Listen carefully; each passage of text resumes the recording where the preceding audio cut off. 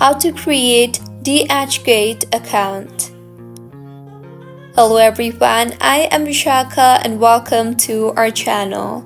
I will take you through the step-by-step process on how to create DHGate account. Now, let's get right into the tutorial. Firstly, go ahead and open the DHGate application on your device. You can easily download the application from your App Store or your Play Store. Once opened, you will be asked to enter your country or region firstly. So, go ahead and enter that and then tap on the Terms and Conditions radio button and further tap on the Continue button. You will then be led to the login portal of DHGate. So, to register yourself, tap on the email text box and enter your email address and tap on the Continue button. You will then be asked to enter the password. So, go ahead and enter the password.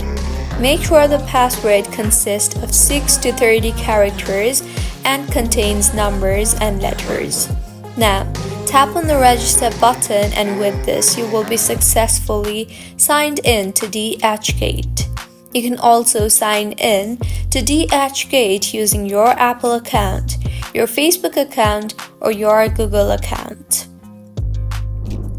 So, this is how you can create DHGate account. If you find this tutorial helpful, please like the video and do comment if you have any queries.